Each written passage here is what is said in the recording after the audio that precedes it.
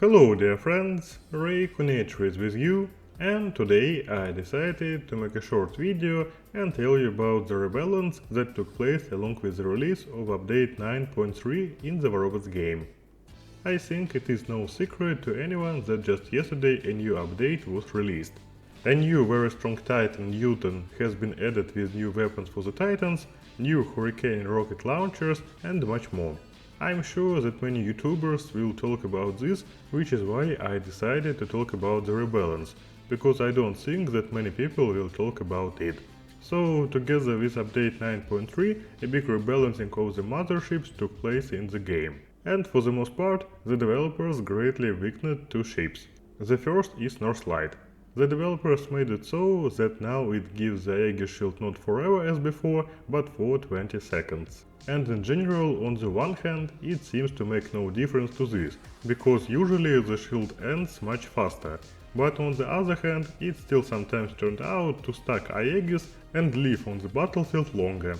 In addition, the Aegis shield grant has also been reduced to only 125,000 instead of 150,000.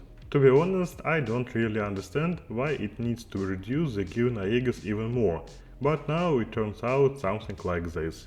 Developers also reduce the damage from the Orion ship, and now the bonus to damage to Titans will be about 50% less. And Frozen Scorn, on the contrary, was buffed and it became literally a little stronger, because it began to deal more damage and the duration of the ability was increased. But anyway, I somehow didn't really like the ship, and I'm unlikely to start playing it again even after the buff. Oh, and the Paladin was also made weaker, and now it gives 70,000 units of Aegis shield less. Because of this it's sad, because this is my favorite ship. But I think not much will change. It was as good as it will remain. And probably the most important thing is what they did with the turrets.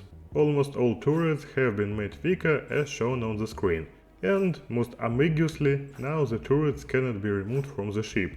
That is, if you want to put a new turret, then the old one will have to be destroyed. And given how difficult some of them are to get, I don't really understand why developers do it.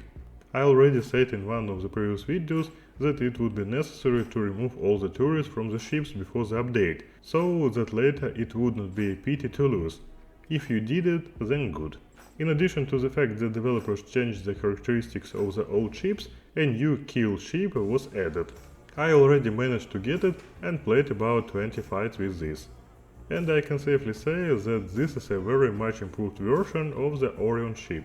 It deals 3 times 70,000 damage, and damage to Titans is increased by 220%. That is, if the Titan stands still, it will receive almost 700,000 damage, and most likely die. Right now it is the best attack ship in the game, but it's pity that it's still hard to get. Well, to summarize, now the most powerful ships in the game are the Paladin and the new kill. So if you have one of them, then very good. Other ships after the rebalance do not perform so well. After all, some changes have affected it too much. And friends, that's all that I wanted to tell you about today. Thank you all very much for watching, and please don't forget to subscribe to the channel and like this video. It is very important for me. REBALANCES was with you. Goodbye everyone.